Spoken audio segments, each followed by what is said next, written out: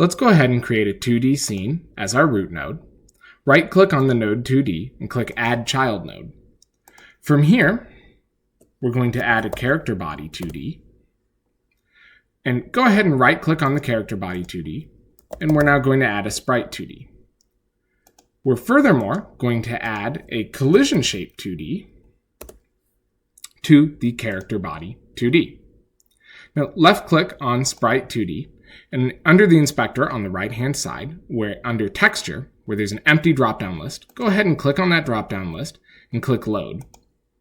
We're going to load in the icon. Go ahead and left-click on collision shape 2D, and in the inspector on the right-hand side, under shape, click on the empty drop-down. We're going to click create a new rectangle shape 2D, and this is then going to attach that rectangle shape and allow us to draw it to the size of our sprite.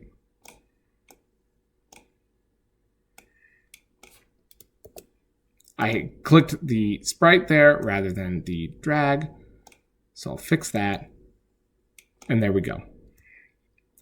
Now that we've set up our scene, we're going to set up our inputs. Go ahead and click on Project, and then Project Settings. From here, navigate to Input Map. Now, we're going to add a new action here for each of the directions that our top-down character can move. So, up, down, left, and right. So go ahead, under Add New Action, type Up, and then click Add. Alternatively, you can hit Enter to add a new action. So now we're going to add down, left, and right. Now that we've specified our actions, we're going to specify the inputs that trigger these actions. So go ahead and click on the plus button for Add Event for Up. In this dialog, we can go ahead and look for the buttons that we would like to use. Alternatively, in Filter Inputs, we can type and try and filter towards what we would be interested in, for instance, the W key for up. Or we can click into Filter by Event and hit the key that we intend to use to activate this action.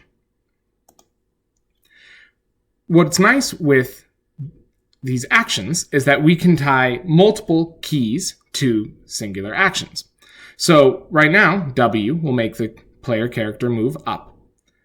But we can also add an additional key, for instance, the up arrow. And now, when we trigger our up, whenever we call our up action, that can be triggered by hitting either the W key or the up arrow. Let's go ahead and do that for our other actions now. So we're going to hit S, and then we're also going to add the down arrow.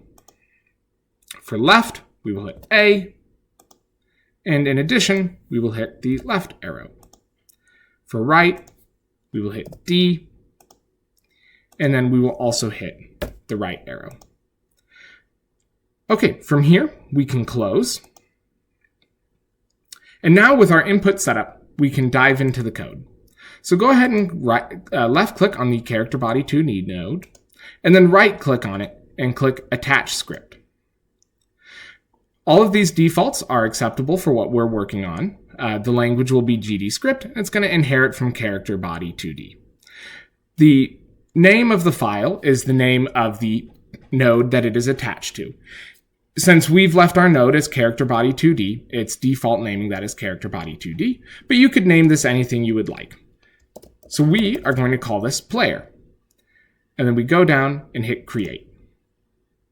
All right, let's jump into the code. This is the standard file that gets generated in GDScript when inheriting from character body 2D. From this, we're only going to keep extends character body 2D, the physics process, and move and slide. Everything else can be removed.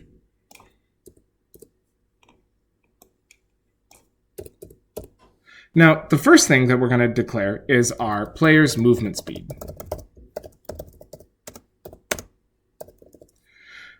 You can set this to 200 for now, like I'm doing here, or you can set this to whatever value feels correct given your game.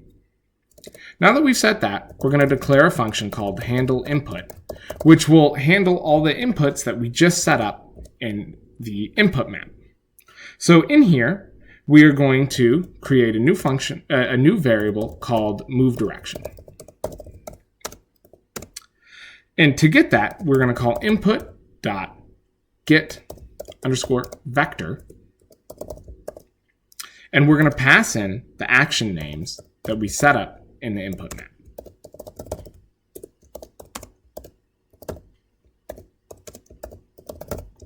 The order that these are passed in does matter. And if you were to pass them in different order, you would notice that your actions produce different results. Your character is going to be moving in ways that you might not expect. Now that we have the move direction, we're going to set our velocity equal to the move direction times the movement speed. Okay, our handle input function is now complete. Let's go into the physics process section and call handle input.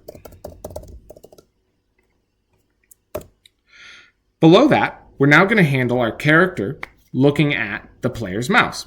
So go ahead and call look at, and we're going to pass in get global mouse position. As get global mouse position is also a function, it's going to have parentheses after it inside of the lookat function. Finally, we have move and slide. Okay, now that we're complete with the code, let's go back to Godot. Here in our 2D scene, go ahead and click Run Current Scene. It will ask us to save a name for this scene. For now, I'm just going to type example and click Save. Our scene will load, and we'll see our character in the top left. Using WASD, we can move our character around, and we can notice that they're always pointing towards the player's mouse cursor. And that is how you set up basic top-down movement in Godot. Thank you so much for watching, and for more tutorials, follow Tenderfeed and SupplyCo.